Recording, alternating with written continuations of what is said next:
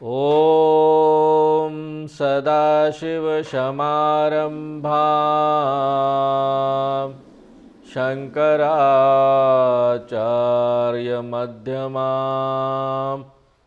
अस्मदाचार्यपर्यन्तां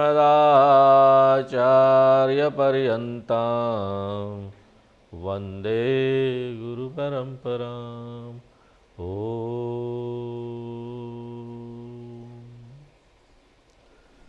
तो परशुराम जी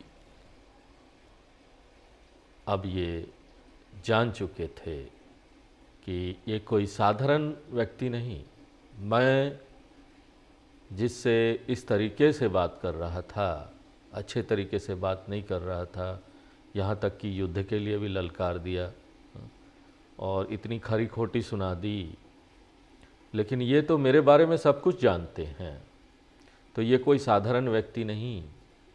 और जब धनुष की बात आती है, विष्णु भगवान का धनुष, वो पता करना चाहते थे कि ये वही विष्णु भगवान है क्या। तो विष्णु भगवान का धनुष जैसे निकालते हैं, वो सटाक से राम जी के हाथ में चला जाता है। इससे उनको पता चल जाता है कि ये भगवान विष्णु के अवतार हैं। और उसके बाद वो भगवान को प्रणाम करके, ये मन में आत्मसात करके, स्वीकार करके कि अब मेरा यहाँ जो प्रयोजन था ये समाप्त हो गया है, अब मुझे तपस्या करनी चाहिए जाकर। और वो चले जाते हैं परशुराम जी, और यहाँ पर चारों तरफ प्रसन्नता का माहौल बन जाता है, क्योंकि अब कोई नहीं रहा जो भगवान के विरुद्ध बोल सके। सब सुंदर सुंदर हो गया था। चारों तरफ कैसे प्रसन्नता फैल गई थी, तुलसीदास जी इसका वर्णन करते हैं। दमादम बाजे बनने लगे, डम डम डम डम डम, मंगल साज सजाने लगे, नगर भर सजने लगे, चलो राम जी का विवाह होने वाला है। स्त्रियां भी सुंदर सुंदर मंगल वस्त्राभूषण धारण करके आ गई। वे सब सुंदर मुख और सुंदर नेत्रों वाली, मधुर कंठ वाली स्त्रियां।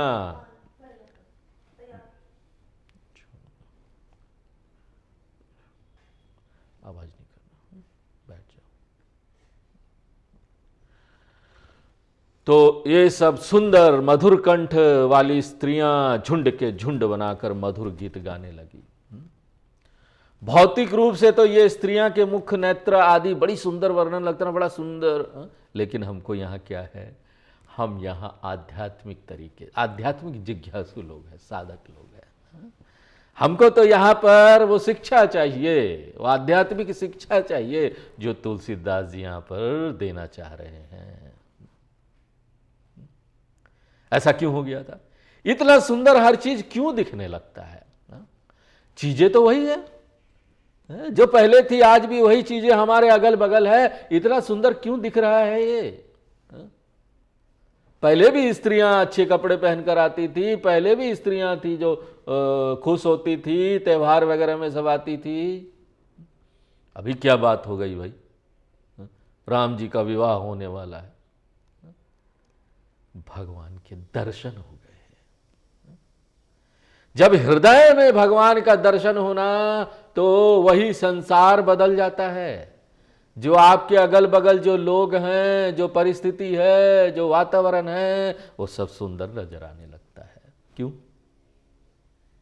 अब मैं अपने उस भगवान के साथ जुड़ गया हूं, मेरा दर्शन हो गया है। दर्शन शास्त्र इसीलिए तो बोलते शास्त्रों को दर्शन शास्त्र। हमारे शास्त्र को क्यों बोलते दर्शन शास्त्र? अंग्रेजी में बोलते होंगे फिलोसॉफी, उससे कुछ लेना देना नहीं है हमको। फिलोसॉफी उससे कुछ लेना देना नहीं है। दर्शन क्यों? क्योंकि यही हमको भगवान का दर्शन कराते हैं, और कोई चीज भगवान का दर्शन हमको नहीं करा सकती। ये सारे ग्रंथ, ये हमारे आचार्यों ने बड़ी करुणा करके हमारे लिए लिखा, और हमारे हृदय में इस बात को बैठाने के लिए कि देखो तुम्हारे हृदय में ही यहां भगवान है।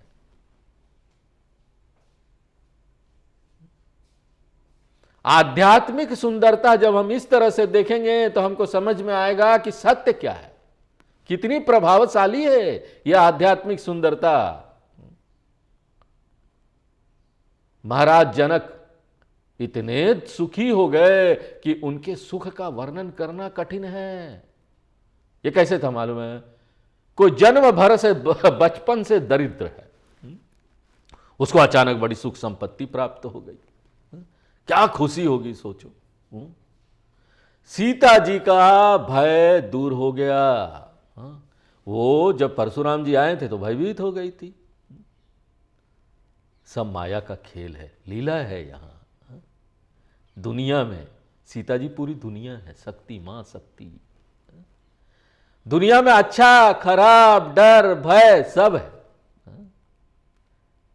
और इस डर भय से जो दुनिया की तरफ खाली देख रहा है ना, यही दुनिया है, यहीं से मुझे सब कुछ मिलने वाला है, इसी को एडजस्ट करके मैं जीवन जी सकता हूं। परिस्थिति अच्छा करो, व्यक्ति को समझो, अपना सब कुछ परिवर्तित करते रहो, एडजस्ट करते रहो, फाइन ट्यून करते रहो। कितना भी फाइन ट्यून करोगे, अच्छा खराब तो दोनों रहने वाला है, और दोनों मिलने वाला भी है। जितना भी सीख लो यहां पर, कितना सीखोगे? अगर सीख भी लोगे, बहुत ज्ञान भी आ जाएगा, तब भी कुछ ऐसी बात होगी जो अब नहीं जानते होगे। इस संसार समुद्र में ऐसी कई चीजें हैं जो आप कभी पता नहीं कर सकते। अज्ञान तो रहेगा ही रहेगा, ज्ञान भी रहेगा, अज्ञान भी रहेगा, अच्छा भी रहेगा, खराब भी रहेगा, अच्छे लोग रहेंगे, बुरे लोग रहेंगे, वही संसार में वही संसार है।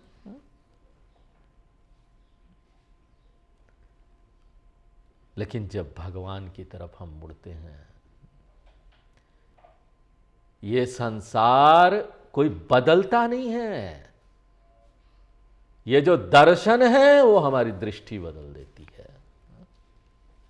और वही दृष्टि बदलने से अभी जो हम नीचे तुच्छ खड़े होकर इस संसार को देख रहे थे, व्यक्तियों को देख रहे थे, इन संबंधों को देख रहे थे, वो हमारे लिए कुछ अलग दृष्टि देती है। उनके प्रति हम एकदम बड़ा हृदय रखते हैं। सीता जी भी ऐसा ही हो गई। वाह, पूरी दुनिया की माता, वो शक्ति माता सुखी हो गई, सब जगह सुंदर सुंदर हो गया। जनु विधु उदय चकोर कुमारी, जैसे कि चंद्रमा के उदय होने पर चकोरी चंद्रमा की ओर देखे, चंद्रमा उदय चंद्रमा की ओर देख रहा है, इसी प्रकार से सीता जी भगवान राम जी की ओर प्रसन्न होकर देख रही थी। वाह, पूरा मन एकाग्र हो गया था, उधर लग गया था, पर ब्रह्म परमात्मा में एक चिंतन अनन्य भाव से। भगवान के अलावा कुछ नहीं। भयभीत होते रहते हैं हम, डरते रहते हैं, लेकिन सच बात कुछ और है। अब जनक जी अपने सिंहासन से उठकर विश्वामित्र जी के पास पहुंचे और गुरु को बार बार प्रणाम किया और उनसे बोले कि आपकी कृपा से भगवान राम ने धनुष तोड़ दिया है। वैसे तो भगवान राम ने अपने ही शक्ति से धनुष तोड़ा, लेकिन विश्वामित्र जी उनको लेके आए ना, ये उनकी कृपा है ना। हमको हमेशा एक बात का ध्यान रखना चाहिए, आपकी कृपा से ऐड कर लीजिए अपने जीवन में, एक लाइन ऐड कर लीजिए।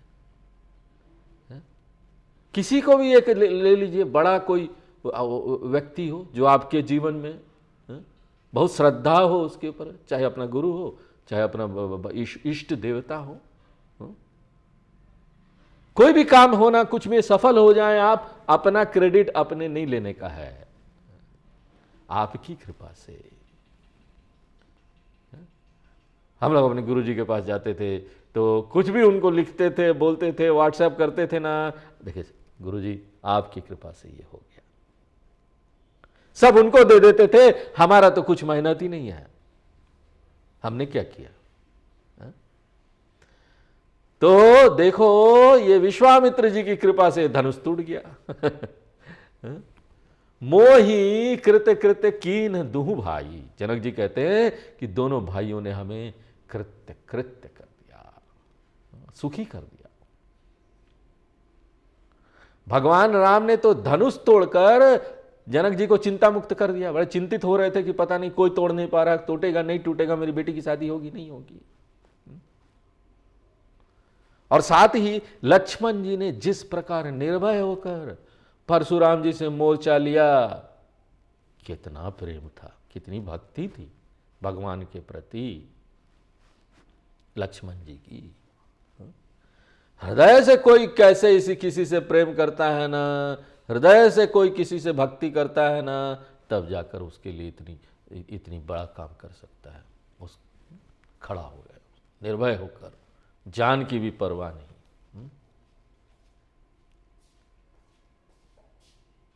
उन्होंने जो मोर्चा लिया परशुराम जी से, उससे जनक जी को एक प्रकार का सुरक्षा कवच प्राप्त हो गया था।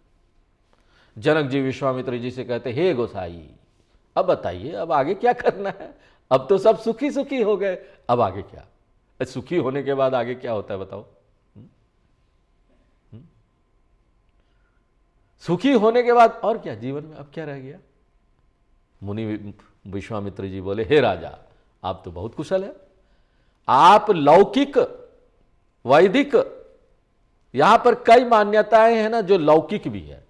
कुलों कुलों के हिसाब से अपना अपना कुल देवता है, कुल देवी है, अपनी अपनी रीतियां हैं, लेकिन कुछ एक फिक्स्ड रीतियां हैं जो वैदिक रीतियां, वो वैदिक रीतियों में आता है। तो विश्वामित्र जी दोनों के ज्ञाता थे। ऐसे ज्ञाता आजकल मिलने बड़े कठिन होते हैं जो ना लौकिक भी जानते हो कि रीति रिवाज क्या है और वैदिक भी जानते हो।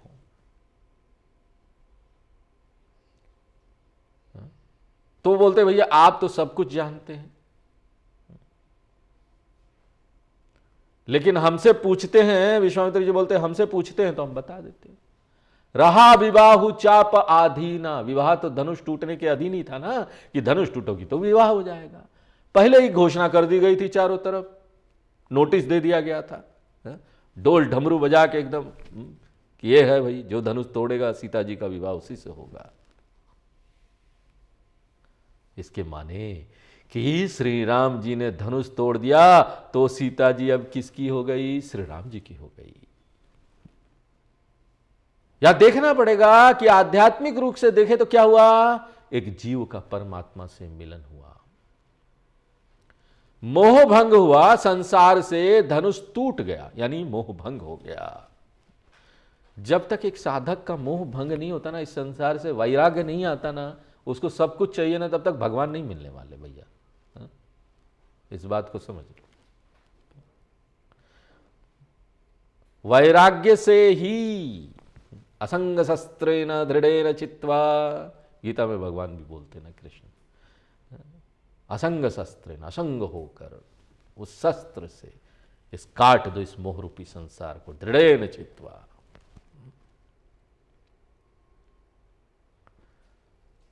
तो इस तरह से मोह भंग होगा, समझ में आएगा कि बाहर से हमको कुछ नहीं मिलने वाला है, सुख सुरक्षा और शांति बाहर नहीं है, संतुष्टि बाहर नहीं है, संतुष्टि उसी एक परमात्मा में है।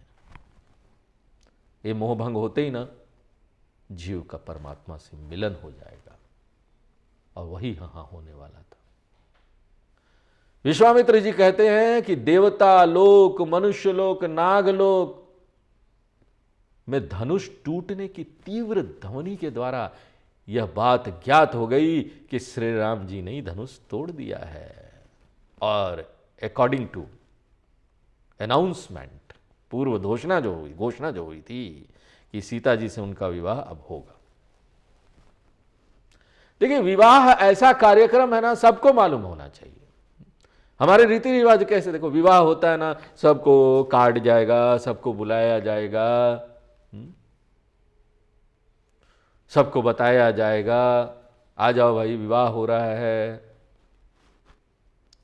लेकिन इस तरह से क्या हुआ कि जब घोषणा हो गई कि भाई अब राम जी का विवाह, तो एक कार्यक्रम पूरा हो गया कि बता दिया गया कि धनुष टूटा, टंग, पूरी दुनिया में आवाज हो गई, सब हिल गया, हो गया भाई सीता जी का विवाह होगा राम जी के साथ, धनुष टूट गया है। तो कार्ड था, वेडिंग कार्ड था, वेडिंग कार्ड। तदपि जाय तुम करहु अब जथा वंश व्यवहारू। विश्वामित्र जी जनक जी से कहते हैं फिर भी आप जाकर अपने कुल के अनुसार व्यवहार करो, जो कुल की रीति है। समाज में व्यक्ति अपने श्रद्धा के अनुसार तो कार्य करता ही है, साथ साथ उसे यह भी देखना पड़ता है कि अगली पीढ़ी के मार्गदर्शन के लिए हम परंपराओं का निर्वाह करते हुए आदर्श स्थापित करें। और जो प्रथाएं हैं जैसे चलाई जाती, उसमें 4 बातों का ध्यान रखो। क्या चीज? कोई भी काम करना है, कैसे करना है, क्या करना है, कैसे क्या करेंगे। पहला, विप्रो से पूछ कर करो, जो ज्ञानी महात्मा है उसे पूछो, ये करना चाहिए, ठीक है। दूसरा, कुल के वृद्ध लोगों को आगे रखते हुए उसकी आज्ञा अनुसार कार्य करो। तीसरा, गुरु से भी पूछो। चौथा, वैदिक रीति से प्राचीन ऋषियों के बताए नियम के अनुसार कार्य करो। अब अगर कोई इन चारों को नहीं जान सकता ना, तो गुरु है उनसे पूछ लो, ये चारों उसमें डाल दो कि ये चारों जो है गुरु बता सकते। चलो भाई, पूछ लिया। कोई भी कार्य करने से पहले एक बार डिस्कस कर लो, समझ लो, काम अपने ही करो, निर्णय अपना लो, कोई बात नहीं। लेकिन जो जानकार व्यक्ति है, शर्म नहीं करना चाहिए हमको किसी से पूछने के लिए। कोई जानता है पूछ लो, ढूंढो ऐसे व्यक्ति को, ढूंढ लो भैया, कोई ना कोई अनुभवी लोगों को। हम लोग जब बैंक में काम करते थे तो उसमें क्या है कि कई चीज़ें तो पता नहीं होती थी। अब वहाँ पर बैठे हुए हैं, ऐसी जगह पर काम कर रहे हैं कि कोई चीज़ कैलकुलेट करनी है, कोई प्रोसेस करना है, कोई, अब वो पता नहीं है। अब पूरी इंडिया में उसका ब्रांच है। अब इंडिया में ब्रांच है तो जहाँ पर हम हैं वहाँ पर जानने वाले लोग नहीं हैं, और बैठा तो दिया गया कि यहाँ काम करो, करे तो गलत भी हो सकता है, क्या किया जाए। अब उसमें ऐसे में शर्म नहीं करना चाहिए, चाहे आप जितना भी अनुभवी क्यों ना हो, उस जगह पर तो आपने काम नहीं किया ना। हाँ? तो ऐसे जो जानकार लोगों हैं उनको ढूंढ कर, भैया हाँ ठीक है, दिल्ली में कोई जानकार व्यक्ति जिसने 20 साल यहाँ पर काम किया, उसको अनुभव है, 20 साल काम किया ना, फोन करके पूछ लेने का, शर्माना नहीं। ऐसे ही व्यवहार में भी होता है। हमारे घर में बैठे हुए अनुभवी लोग, बूढ़े लोग, वो उससे गुजर चुके हैं, उनका अनुभव ले लो ना, पूछो एक बार, डिस्कस करो ना, वृद्ध से, बूढ़ों से, अपने गुरु से, उसके बाद करो अपना निर्णय लेके। कोई दिक्कत, बहुत अच्छा होगा काम। हाँ, गलती नहीं होगी, जो गलती करने आप वाले थे उस गलती से रुक जाएंगे। संक्षेप में बात इतनी है कि वैदिक और लौकिक दोनों रीतियों का ध्यान रखते हुए अपना कार्य करना चाहिए। विश्वामित्र जी ने कहा कि जाओ अयोध्या में दूत भेजो, ताकि महाराज दशरथ को यहां बुलाकर लाया जा सके। यानी कि महाराज दशरथ बारात लेकर यहां आए। मुदित राव कही, जनक जी ने प्रसन्न होकर विश्वामित्र जी से कहा कि आपने बहुत सही बात कहा है, हम ऐसे ही करेंगे। विश्वामित्र जी ने कहा जाओ किसी को दूत को भेजो। अब राम जी के पिताजी को भी आना चाहिए, बारात की तरह बारात लेके आए। अब यहां पर हम ये देखते हैं कि दशरथ जी चक्रवर्ती सम्राट है और महाराज जनक क्या है, उनके अधीनस्थ राजा है, उनके नीचे वाले राजा है। छोटे राजा के द्वारा दूत भेजकर बड़े राजा को यहां बुलवाना अच्छा नहीं दिखता है, अशोभनीय है ना। बड़े व्यक्ति को आप दूत भेजकर बुला रहे हो। परंतु विवाह के कार्यक्रम के लिए महाराज दशरथ को भी बुलाना आवश्यक है, पिता का रहना आवश्यक है, विवाह कैसे होगा। इसलिए विश्वामित्र जी ने आदेश दिया कि जनक जी ने दूत भेजा तो जनक जी की लघुता दब गई और विश्वामित्र जी की महानता सामने आ गई। क्यों? क्योंकि विश्वामित्र जी ने बोला भेजो, जनक जी ने अपनी तरफ से नहीं। विश्वामित्र जी उनके गुरु थे और उन्होंने बोला है तो मैंने भेजा है, मैंने अपनी तरफ से नहीं भेजा। इस प्रकार से महाराज दशरथ को बुलवाने के लिए दूत बहुत ही शीघ्र भेज दिया गया, जाओ भाई दशरथ जी को बुला के लाओ। बहुरी महाजन सकल बुलाए। अब जनकपुर में विवाह की तैयारियां होने लगी। जनक जी ने नगर के विशिष्ट पुरुषों को बुलाया। सब ने आकर जनक जी को प्रणाम करके पूछा कि हमारे लिए क्या आज्ञा है। जनक जी ने कहा, बाजार, सड़कें, देवताओं के स्थान, मंदिर आदि ये सब जो महत्वपूर्ण जगह है ना, सबको सजा दिया जाए। यहां पर ध्यान देने बात यह है, योग्य बात यह है कि विवाह के कार्यक्रम में अपने अपने घर, दुकानें इत्यादि तो लोग सजाते ही हैं, परंतु इन सब के साथ मंदिर की भी सफाई और सजावट करनी चाहिए। नगर भी बाहर भीतर सब और से सजा हुआ दिखाई देना चाहिए। ये नहीं कि मेरा घर साफ बाकी दुनिया कूड़ा घर, ऐसा होगा क्या? अपना घर घर, बाकी दुनिया कूड़ा घर लोग बोलते हैं, फेंक दो कूड़ा। अरे भैया, आप वहां आए हो रहने के लिए, सुंदर जगह है, आपके रहने मात्र से जगह सुंदर होना चाहिए। और यहां पर तो राम जी का विवाह हो रहा था, खाली अपने घर को और महल को सजाना नहीं था, दूसरी जगह जो है मंदिर है, अगल बगल की सब जगह सुंदर हो जाना चाहिए।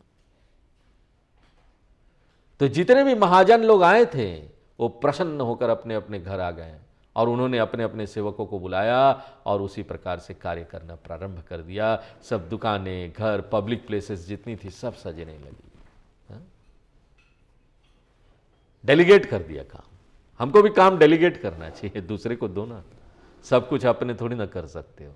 यहां पर काम बांटो, काम बांट बांट के करना चाहिए और वो अच्छा होता है।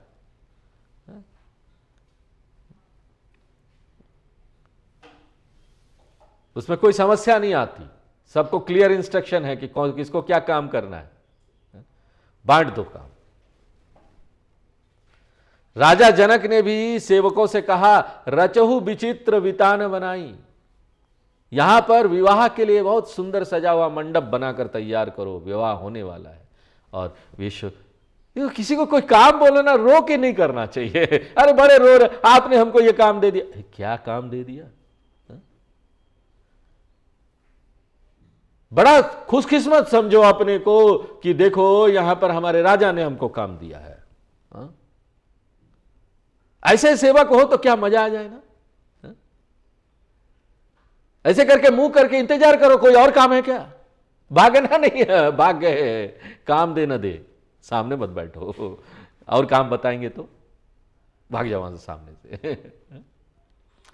जैसे राजा ने कहा कि ऐसा मंडप बनना है, वो सेवक बड़े प्रसन्न हो गए, बड़ा गौरव महसूस करने लगे कि हमको इतना महान कार्य के लिए चुना गया है।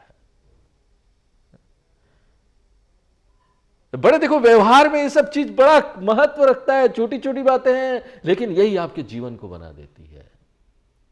हम तो बोलेंगे कि आज हम जो हैं यहां पर, हमारे गुरुजी के आश्रम में हम लोग जाते थे तो ऐसे खड़ा होते थे, उनके चेहरे को देखते थे कि कोई काम गुरुजी हमको बताए, हम करेंगे ये काम।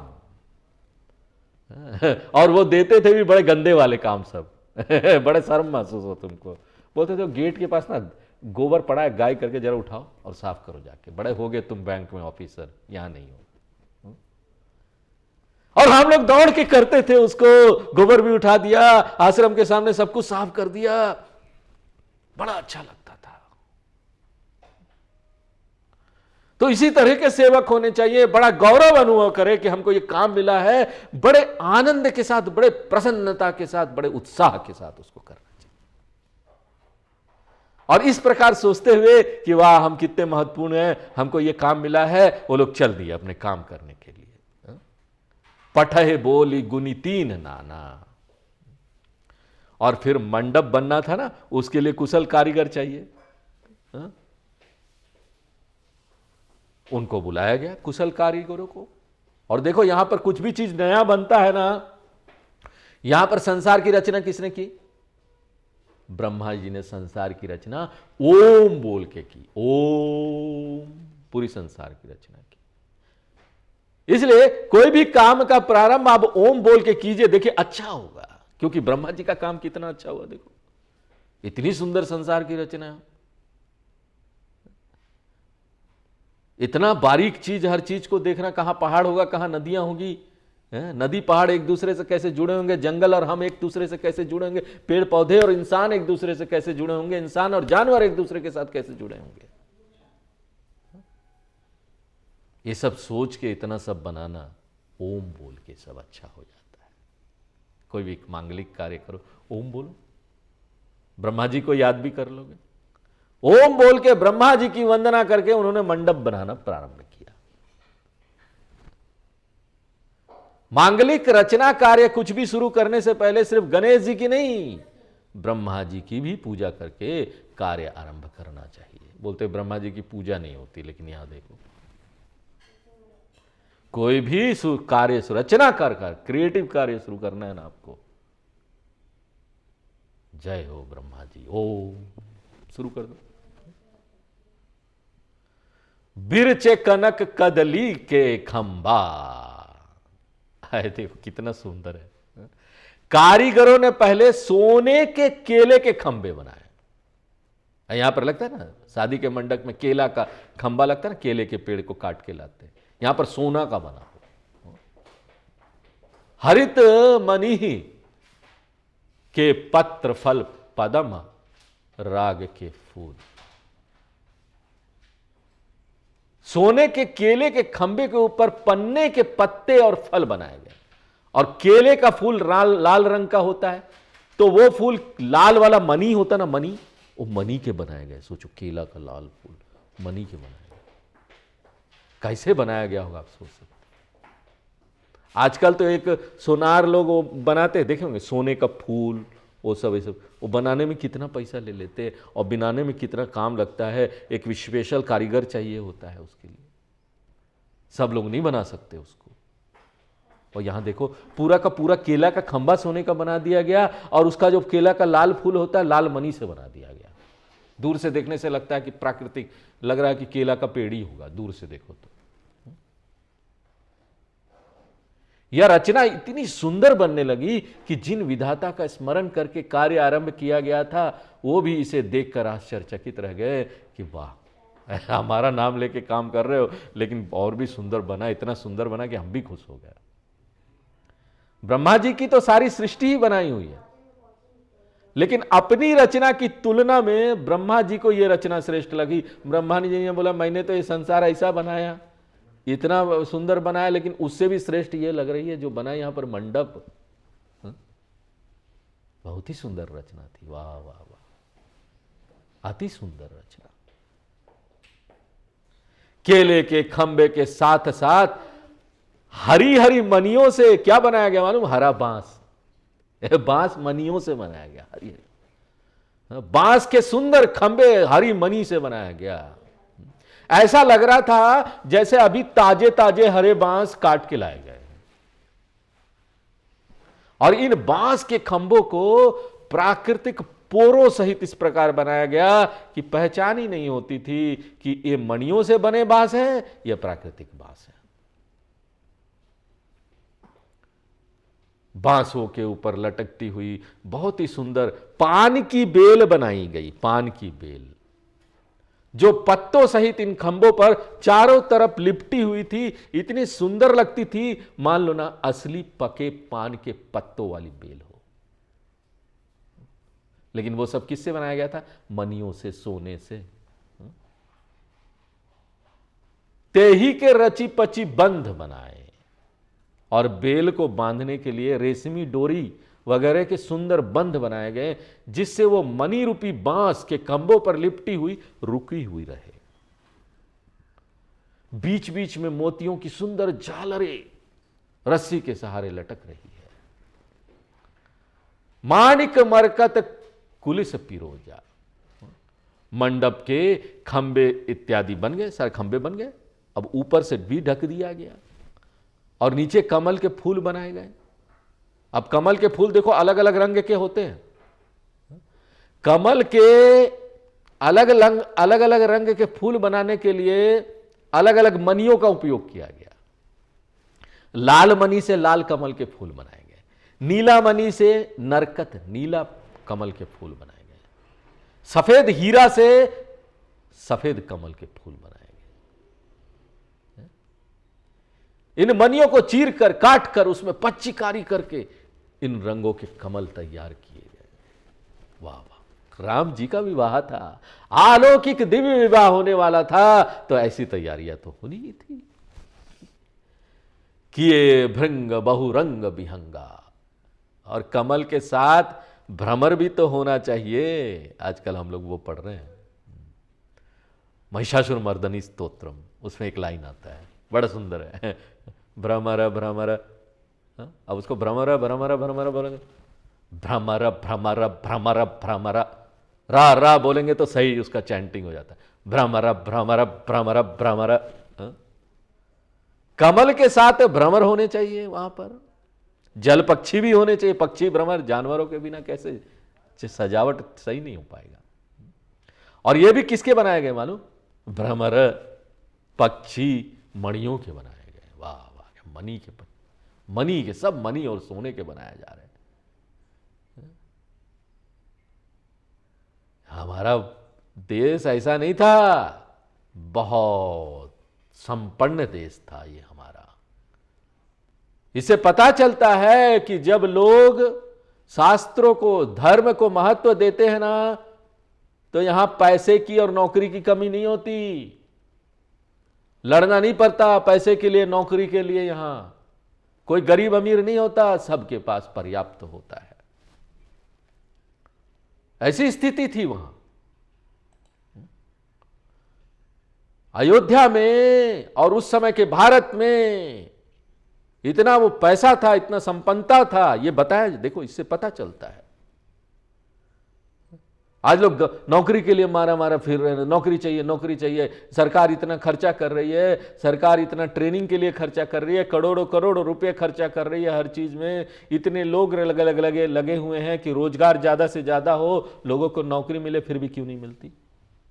फिर भी लोग बोलते हैं नौकरी नहीं है, हमको बेरोजगारी है। क्योंकि हमने अपना धर्म छोड़ दिया। वेदों का जो ये यहां पर ये जो वैदिक जीवन था, ये धार्मिक जीवन था, ये हमने छोड़ दिया। परंपराओं को छोड़ दिया। अंग्रेज लोग जब इस हमारे देश में राज करने के लिए आए, तो लॉर्ड मैकेले एक थे, उनके जो हेड थे, उन्होंने इस बात को लिखा और उन्होंने दूत भेजा चारों तरफ कि इनके मन में ना, इस देश के लोगों के मन में अपने वेदों के प्रति, अपने धर्म ग्रंथों के प्रति इतनी हीन भावना भर दो कि ये बर्बाद हो जाए। उन्हें हीन भावना भर दिया कि ये तो क्या बेकार है, साधु संत कोई काम के नहीं, शास्त्र पढ़ते हैं वो लोग कोई काम के नहीं, ये हमारे ग्रंथ किसी काम के नहीं है। उन्होंने अपने अंग्रेजी किताबें सब लाई, ये पढ़ो और क्लर्क बनो और फिर नौकरी खोजो और नौकरी नहीं मिलेगी। धर्म के अनुसार सब अपना कार्य करते थे, सबके पास पर्याप्त पैसा था, सबको पैसे मिलते थे, यहां संपन्नता था, गरीबी दिखाई नहीं देती थी। तभी तो आप केले के खंभे बना सकते हैं मंडप में, मणियों के फूल बना सकते हैं, इतना पैसा था। बहुत सुंदर खंभे बनाए गए जिसमें देवताओं, अप्सराओं की मूर्तियां ऐसे बनाई गई कि वे हाथ में थाली में पूजन के मंगल द्रव्य के लिए खड़ी दिखाई दे रही है, जैसे हाथ में थाली लेकर, हाँ लग रहा सचमुच का खड़ा है। फिर चौके पूरी गई चौके पूरने के लिए गजमुक्ता को पीसकर पाउडर बनाया गया और उस चमचमाते हुए पाउडर से चौका पूरा गया। सजावट में हर जगह, क्योंकि मनिया है तो चाहे दिन हो या रात हो, प्रकाश चमक रहा था हर जगह, जगह लगातार चमक। सौरभ पल्लव सुभग सुठी किए नील मणि कोरी। दरवाजे पर बंधनवार भी लगाए गए, आम के पत्तों की बंधनवार बनती है। और उसके लिए क्या किया गया? नीला मणि को काट छाट कर उसके आम के पत्ते बनाए गए। कितना मणि होगा सोचो, नीला मणि को काट छाटा गया, आम के पत्ते बनाए गए। और उन हरे पत्तों के बीच में पीले रंग की सोने की बोर बना दी गई, बोर उगा है, तथा पन्ने के बने फलों के गुच्छे बनाए गए, पन्ने के ना फल के गुच्छे बनाए। इन सब को रेशम की डोरी से बांधकर इस प्रकार दरवाजे पर बड़े मनोहर तरीके से गोल गोल घुमा के इस तरह से ना सुशोभित कर दी गई। वाह, आनंद आ गया।